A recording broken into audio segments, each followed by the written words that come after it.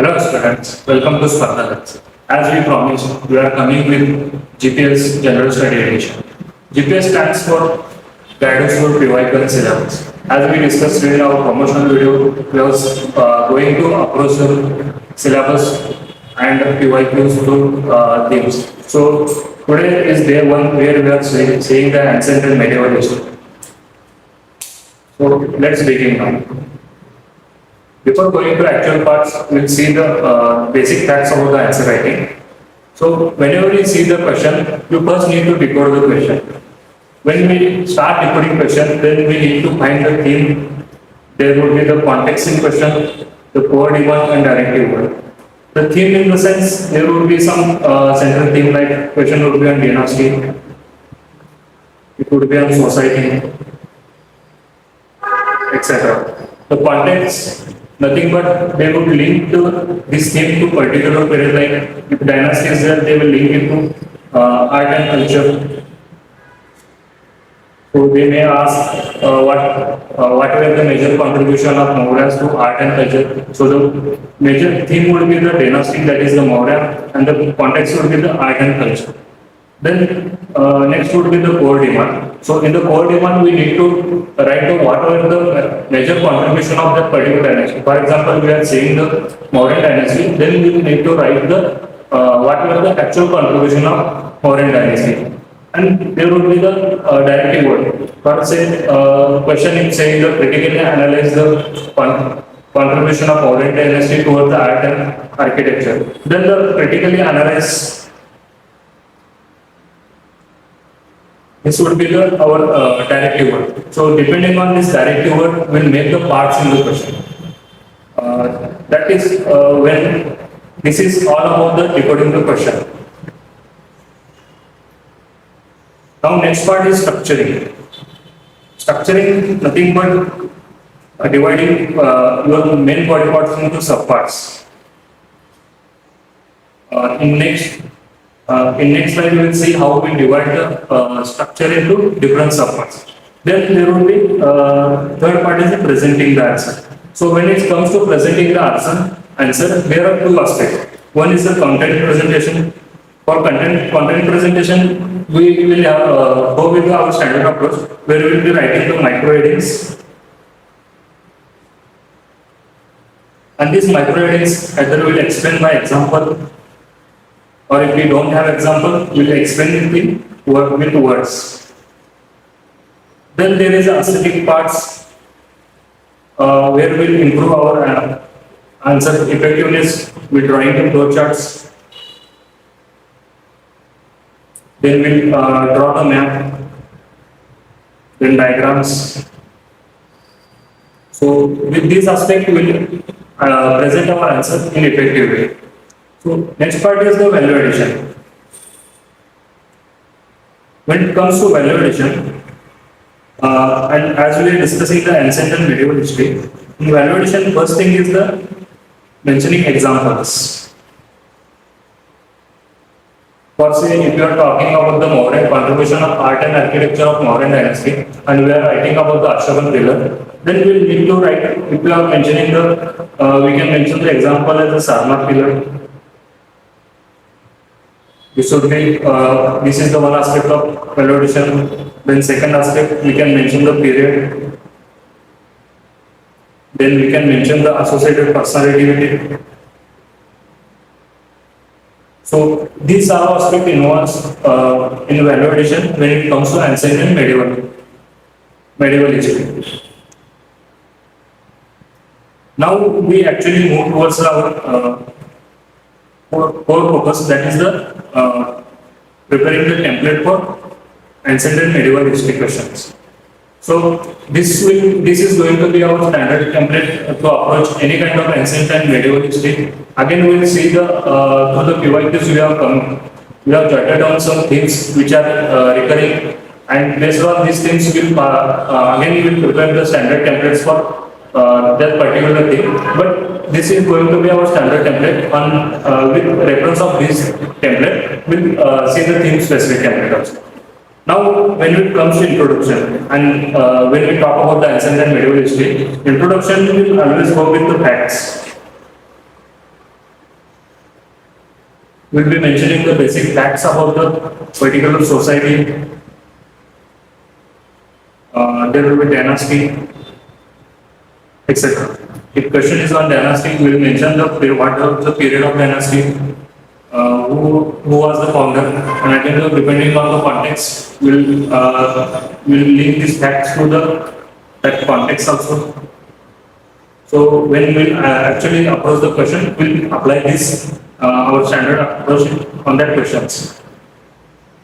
So now the second part is structure and presentation. Now, as I said, first said we will divide this our main body part into different subparts. So we are going with the standard structure now. First would be our social dimension.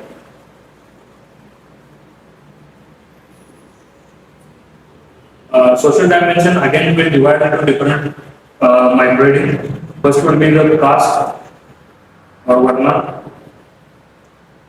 then gender, then class,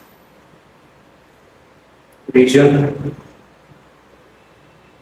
This would be the major aspect when we write the social dimension. Again, social dimension involves the cultural aspect.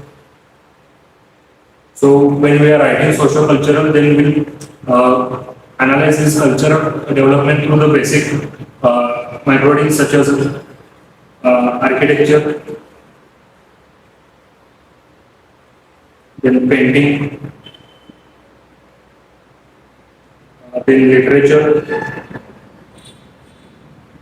and then religion. Also, we can go towards language, sectoral development, etc. So, based on these microheadings, we will writing the social cultural dimension. Then our next dimension, that is next subpart would be the political. So any answer after writing the social dimension, we will be writing the political dimension. In political dimension, again we will go with our standards microheading such as king. So when it comes to king, we will write what was the position of king. For example, the Gupta kings were compared with the Vishnu, so they had the divine attributes. So this kind of aspect we can cover it here. Then second, we'll see the administration.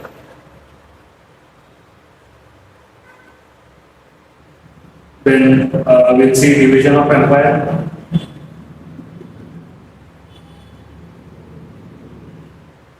Then again we can go towards the military part. Further we'll see the taxes. So these would be our standard dimensions, subparts, where we'll analyze the particular question, and based on the context, we'll use these subparts. After the seeing the social political, the next would be our economical dimension.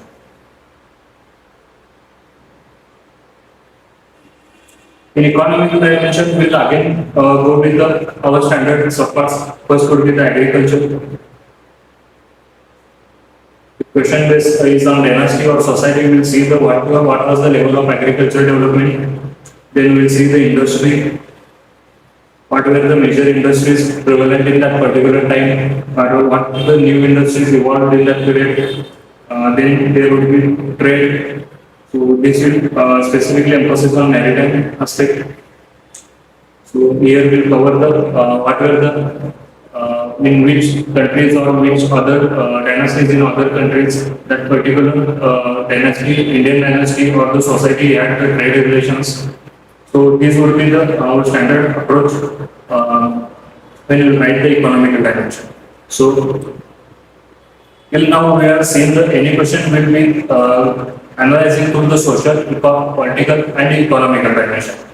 So this much is about body part. Then again it comes to presentation. As we discussed earlier, we will be writing the microheadings, and the microheadings will explain the examples. And then the aesthetic parts that will improve by adding the flowcharts, diagrams or the maps. Then there is the last part of answer writing, that is the conclusion. So for conclusion also we have standard approach. We'll either mention the government initiative. But say if government is coming with some initiative to revive the literature or revive the ancient technology, so we'll mention that one. Or else we'll be writing mentioning the UNESCO World Heritage Site if that particular art and literature, art and architecture has got the UNESCO World Heritage status, then we'll mentioning that one also. First would be the positive conclusion, and so basically this applies when the question mentions the critical word like directive word like critically analyze.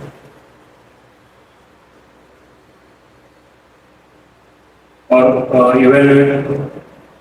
So when question asks you to bring the other side of the aspect, then we'll be writing the positive conclusion, because in previous part we would have been writing the shortcomings or the other the like the negative aspect. So basically in conclusion we balance that part. So let now next part is the we'll find the themes.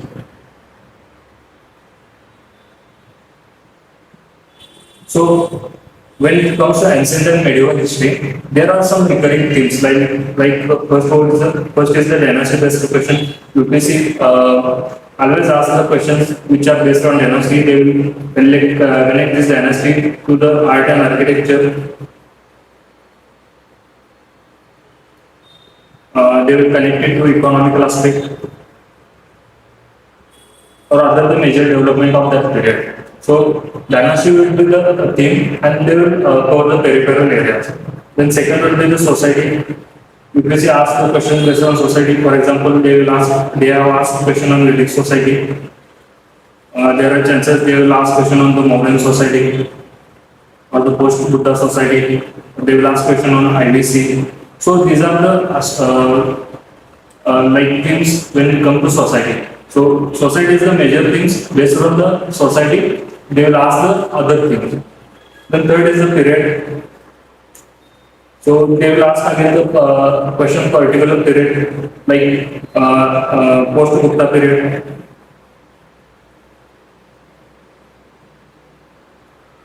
Or Buddha's period. So actually here the social and this period aspect might be overlap sometime, or they may ask it in different way. So we will see question based on this different aspect and when the question overlaps. Then fourth thing is the context based. So for example, if the dynasty is the theme, then the context, they will have the context. So we'll keep this on later period when we see actual questions. That time we'll see this how the context based question will pick up and we'll analyze it.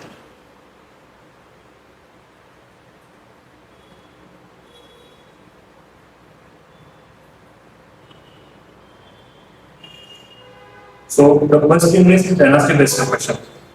Now we see that in 2022, UPSC asked the question. They asked the what are the main contribution of Gupta period and Chola period to Indian heritage and culture. As we discussed, there is the context. Again, they have context of heritage and culture, and the theme is the dynasty. These are the themes. So as we discussed, we have come down to theme, and also we are looking at the content. So as per our standard approach, when it comes to theme, that is dynasty, we have the standard approach. We write the basic facts. So we mention what was the period of Gupta, who was the founder. Same applies to Chola period. So we'll mention what was the period of Chola, who was the founder of them. So these only factual information we'll be writing in the introduction. Then next part is the structure and presentation. As we have seen, we have the standard structure. We will be seeing the social, economical, political dimension. But again, if the question asks what were the major contribution of Gupta dynasty or Gupta period, then we are invited to bring all social, economical, and political. But if you see this question, here is the context of heritage and culture. So question is limited to heritage and culture. So here, depending on this theme, we'll prepare the theme-based template. Now we have seen when it comes to cultural part, we have come across some certain subparts. Depending on the subparts, we'll write the answer. So first was the architecture. So when it comes to architecture, if you are talking about the Gupta, you can mention the temple architecture. An example would be Temple Singh Deoghar or Temple Singh Sanchi. Then the cave architecture. So there are certain caves in Yerlola. So we can mention that is as example. The next would be the paintings. We'll expand this with example. Again, there literature. Again, we can divide the literature based on religious literature, secular literature. So when it's come to religious literature, we can write the what are the major religious literature written in the Gupta period as example. In secular literature, what was the secular literature like drama, text on medicine. Okay, then again the text on astronomy. So, or we can mention one text as a secular literature developed during Gupta period. Then next part would be the language. Gupta period known as revival of Sanskrit. Again, so okay, we can mention that one also. Then third would be fifth would be the sect or religion. Also, Gupta period is prominent when the Brahminical tradition started revival, and also the Bhagavatism started during Gupta period. So we can mention that as an example. So these are the aspects we can cover in heritage and cultural part. So again, when we write for the Chola,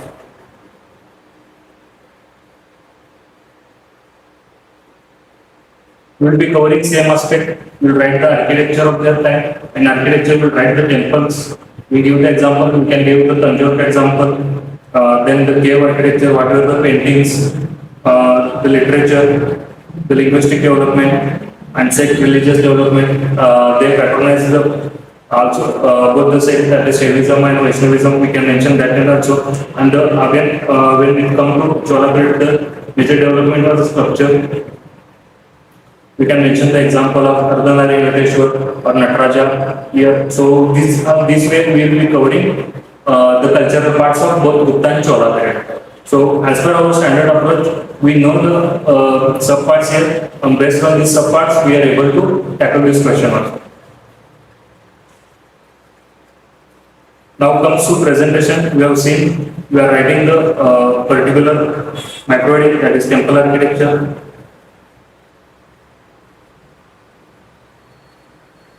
And we are expanding it with the example. So this would be our when it comes to one presentation. Then second would be aesthetic part, where we can draw the Panchayatan temples during Chola period. You can draw the what are the major, like here Gopuram was there. Then Shikara. So these aspects we can basically draw and improve the presentation part. Now the conclusion part. Conclusion part, we also have standard approach that we will be mentioning what are the legacy of the Chola and Gupta period. So we can conclude with the keyword, that is the golden period of Indian culture in society or society. We can mention it and conclude this one. So based on our standard template, we have tackled this question. Also, we have developed our standard template to tackle the art and heritage part. So this dynasty-based theme we have tackled with this approach. The next theme is the period or society.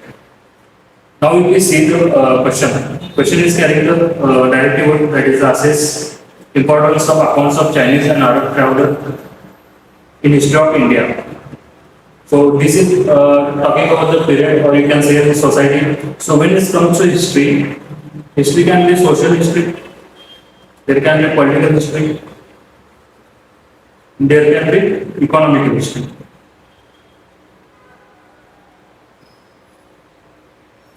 So based on these are three our standard dimensions, we will write these answers also. So first will be the introduction.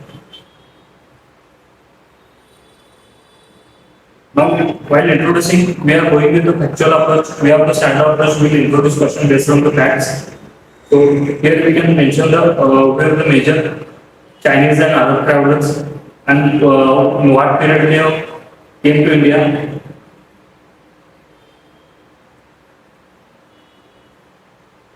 So this would be our standard introduction for this question.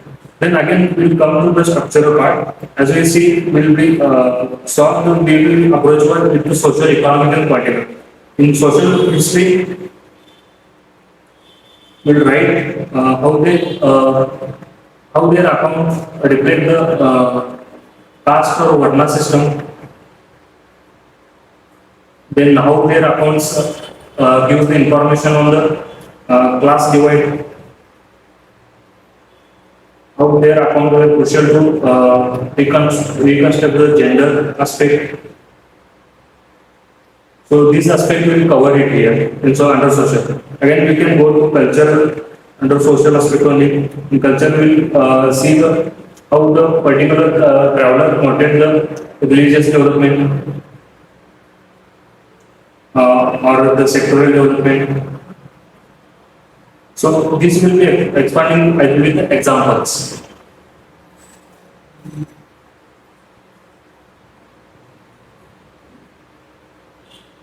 So next part is the political history.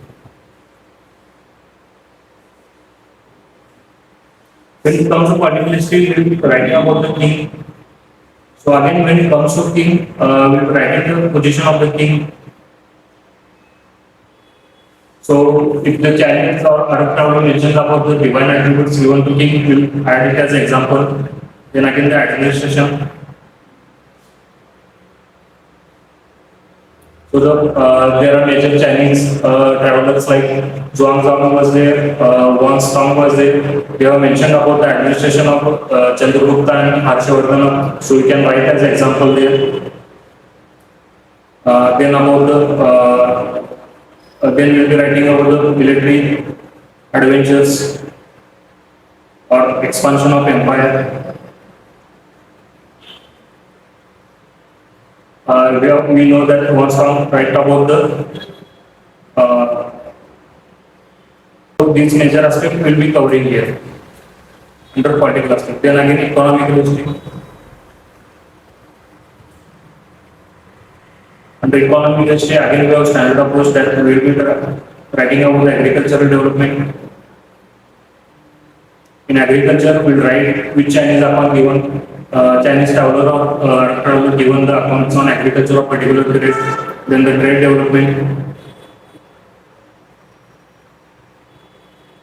So we will write as example from the Chinese or Arab traveler. Then industry. So here also we will write expand it with example. So through our approach, standard approach, that is political, economical and social, we are able to tackle this question also, that period and social based, society based question. Now we are directly going to assess the importance of accounts. So when it comes to assess, the question is indirectly asking you to write the short form. What were the shortcomings of this accounts of this traveler while reconstruction history? So here also we will be going with the standard approach, that was the class because most of the Chinese travelers used to stay in the courts of kings or the nobles, so they had the elite perspective, and again there was the Indology. This traveler saw the Indian society through the lens of ancient texts. So there was the biasness, inherent biasness in their account. The next part is we can write the inaccurateness of that, because when the many Chinese traveler, Arab traveler or Chinese traveler in same period they have written different facts. So this would be our approach to write the shortcomings. As we have seen, we have written the shortcoming in second part. So basically, when we conclude on the positive aspect. As we have also seen earlier, because we need to balance the question. In positive conclusion, we will be writing what we'll again highlight the importance of these accounts. So this would be our approach when we tackle the question based on history, social history, political history, or economical history. So based on our standard micro headings, we are expanding with the examples. So this is for the period of society-based theme. Then our next theme is again the society. So now here we see that there are again the society they have mentioned, here religion mentioned, again the society they have mentioned. So the question is what are the main features of Vedic society and religion? Do you think some of the features are still prevalent in Indian society? But the major focus is the society. Here they are asking about the Vedic society. Next time they might ask about the modern society. They will ask about the Gupta society. They might ask about the Chola society. So there will be the context will be changing, but the theme will be same. So for this, after looking the PYQs, we have picked the society as a theme, and depending on this, we will be writing our answer. Now again, when it comes to introduction, we are going into the factual information. So here they are specifically asking about the Vedic society. So we mention the period of Vedic society. And what was the material culture? When it comes to period, we can write the 500 BC to 1500 BC to 500 BC. Then the material culture, the iron culture was started in Indian subcontinent. So these two facts we can mention for in introduction. So this is about introduction. Then we move toward the structure part. Now the question is, demand is direct. They are asking what are the main features of Vedic society.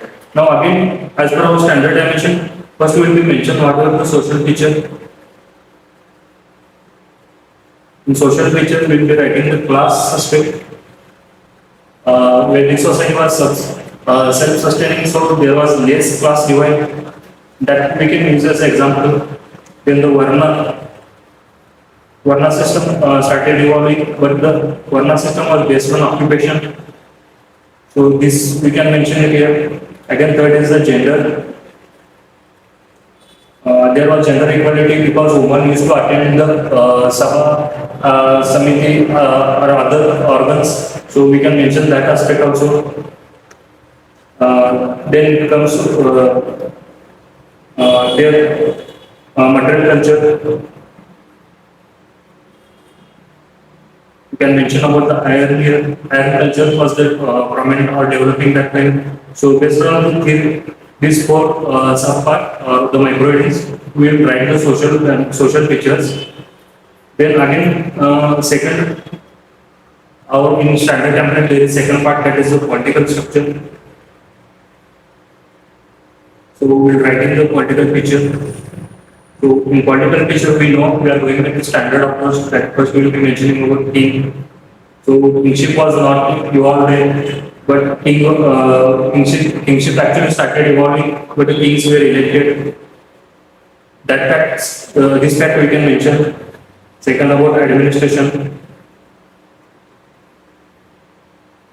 So we know the Vedic society was the pastoral, so they used to move from one place to another. So there was no well-developed administration. Then the expansion. Again, there is fact that Vedic society was the pastoral, so the expansion or the dispute for lands was not very prominent, but it started developing when Janapada, Mahajanapada started evolving. So we can write that also. This aspect we can cover it here. And again, other part is military. So King had not had the standing army. They used to rely on the chiefs and the Ghana that used to perform the military function. So this way, with our standard microreadings, we are able to write the political pictures. Then the next part is, next dimension is economical. So we will write what were the economical features of Vedic society. In economical, again we have standard approach. First we will be writing agriculture. We know Vedic society not had well developed agriculture because the pastural. So we will mention that also. Then second is trade. Trade was also not developed at that time, so we will mention that fact. Then the industry.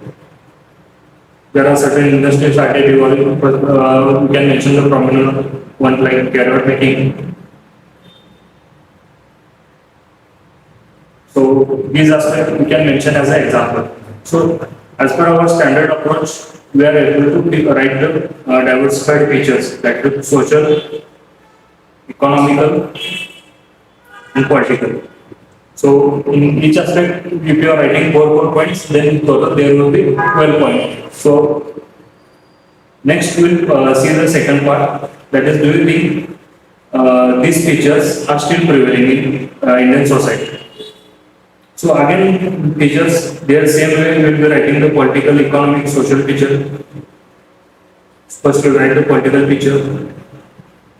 So same way when in Vedic society head was elected, so today also head of India is elected.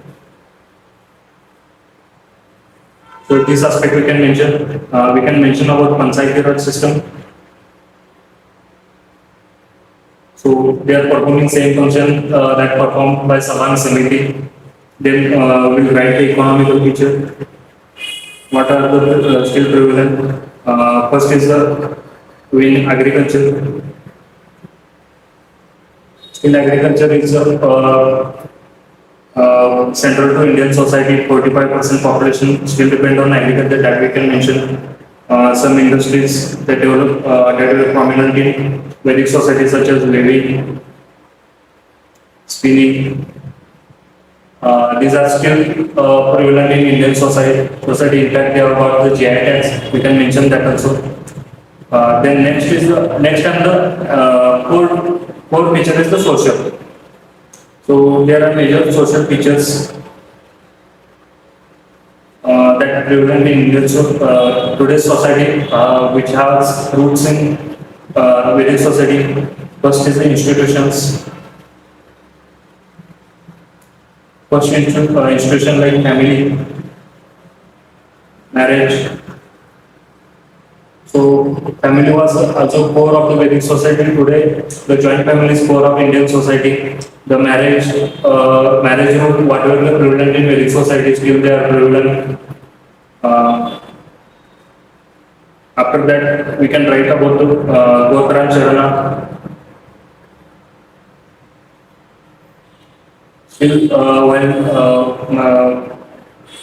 marriage time, still the Gotra Charana is prominent factors. So, this aspect, again the gender aspect, we can mention it here. Then again the Varna or caste. So, as like Vedic society was where occupation divided the occupation, but still the Varna is the picture of Indian society. That aspect we can mention. So, whatever we have mentioned in the previous part, that is political, social, economical features, we are repeating in the second part, and we are showing how these features are still prevalent in Indian society. Again, into conclusion, we can conclude with the keyword. The most used keyword when it comes to Vedic society, that is, Vedic society was mother of democracy. So we can see, we can use that keyword like Vedic society was not only the mother of democracy, but the Vedic society was mother of the present Indian civilization. So with this aspect, we can conclude this question. So this is about the society-based rating. The next is the context-based rating.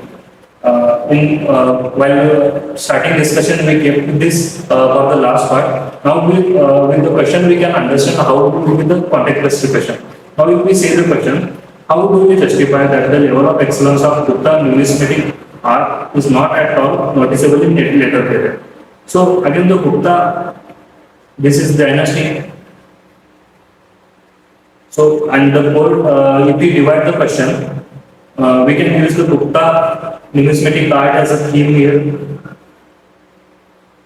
When the core demand is that why that level of excellence was not noticeable later, this is the demand and the context.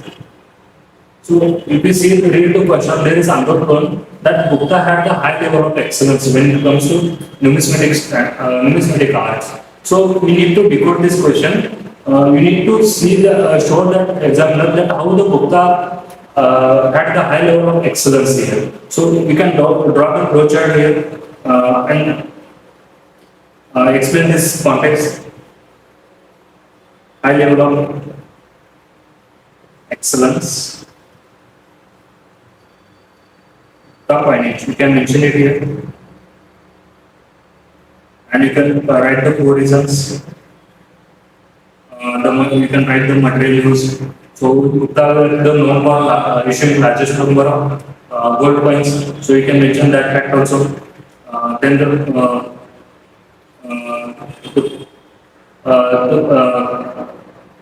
mentioning on the coins.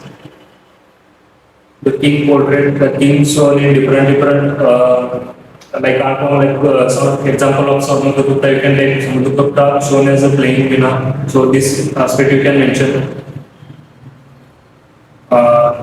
Then again you can mention the other relevant examples like issuing of silver coinage by the Chandragupta too. So this way we can decode the context. So after decoding context, then we will move towards the core demand. Now we see what they are asking, why that level of excellence was not noticeable in later part. So there will be different reasons. Again, we will go with our standard approach, that is economic, political, social. First, we will be writing the political reasons. So what could be the political reasons? First, again, we will go with our standard approach that we will be writing about the king. So the post-Gupta period is marked with the instability. So that we can write out here instability. Then administration. So if you see the post-Gupta, particularly period of Ashwajith, where the society administration was loose. So that is the major factor behind that level of excellence was not that period. Then again the expansion of the outsider in India, like invasion of Punas. So that was the major factor behind the instability. So these are three aspects we can mention under political reason. Then we will be giving the economic reason. In economic reason, again we prioritize trade over here because post-Gupta period again was marked with the declining trade with Romans. So the inflow of the gold was there, that was reduced. So this aspect we can mention under the trade. Then industry. So due to declining trade, there was a declining in trade industry also. The industrial development. Then again, when we come to industry, we need to mention about the coin minting. So this aspect we need to mention it here. So this marked with the decline of the level of excellence. Then again, the social reason we need to mention it here.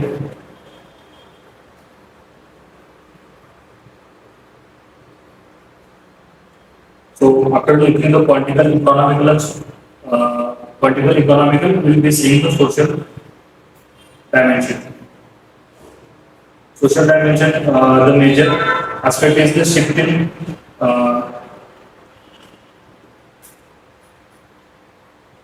content If we see the later part, like early medieval part, when Delhi Sultanate established, they focused on calligraphy. Then Gupta were known for secular aspect when it comes to finance along with the religious, but the later part like Delhi Sultanate, they were focused on the religious like writing kalama on the finance. So these are social dimension we can take. Social reason actually you can write it here. So again, based on our standard approach, that standard template, we need to be able to structure answer properly and present it. Then the final part is again the conclusion. Conclusion again will focus on the positive aspect. Positive conclusion will be writing here how that level of excellence again revived in later period like the Chola period, or you can give example of the Delhi Sultanate time. So that time again that level of excellence got revived. So again we are concluding question on the positive aspect.